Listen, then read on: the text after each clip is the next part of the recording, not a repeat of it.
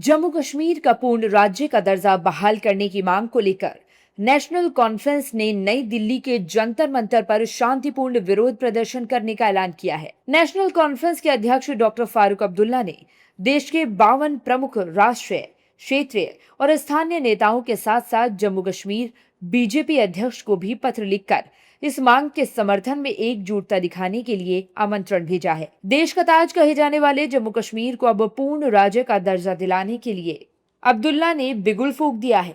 आपको बताते हैं कि फारूक अब्दुल्ला ने अपने पत्र में क्या कुछ लिखा है। 2024 में चुनाव शांतिपूर्ण और सुचारू रूप से हुए।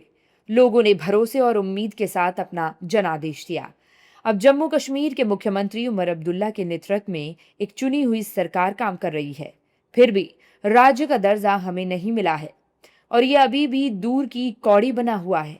इसके लिए कोई स्पष्टीकरण नहीं दिया जा रहा है, कोई समय सीमा नहीं बताई गई है, बस खामोशी है। यह केवल देरी नहीं है, यह पूरी जनता की लोकतांत्रिक इच्छा का अपमान है। राज्य का दर्जा ना मिलना केवल जम्मू कश्मीर की भावनाओं का मुद्दा नहीं है, बल्कि यह भारत के संघीय ढांचे की व्यवस्था पर भी सवाल खड़े करता है। फारूक अब्दुल्ला के पत्र ने देश की सियासत को भी गरमा दिया है। बीजेपी और उसके सहयोगी दलों के नेताओं का कहना है कि राज्य को पूर्ण दर्जा दिलाने की मांग करने वाले लोग पाकिस्तान परस्त हैं। जिस दिन कश्मीर की विचारधारा देश की विचारधारा से मिल जाएगी, उस दिन पूर्ण राज्य का दर्जा भी मिल जाएगा। देखिए, फारूक अब्दुल्ला जी एक ऐसे नेता हैं,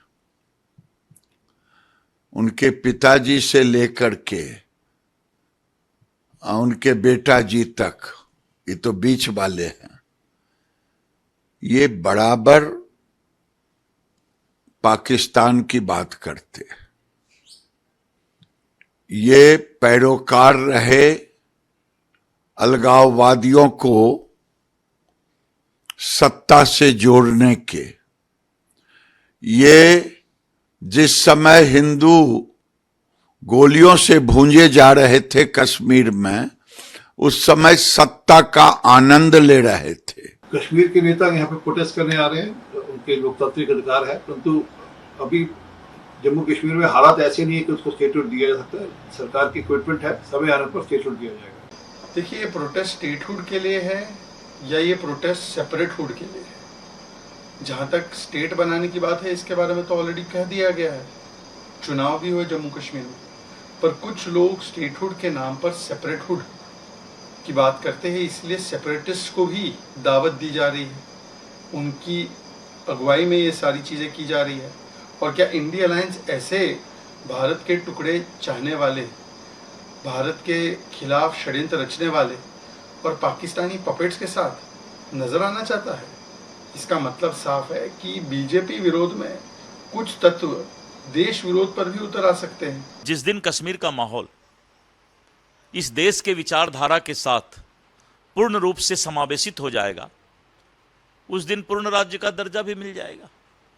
इसलिए ये फारूक अब्दुल्ला और ऐसे लोग इस देश में शांति नहीं रहे, और इंडी गठबंधन के जितने चट्टे बट्टे हैं, ये लोग यही चाहते हैं कि इस देश में किसी तरह अशांति फैले, क्योंकि राजनीतिक दुकानदारी जब किसी का बंद हो जाता है तो खिसियाई बिल्ली खंभा नोचे।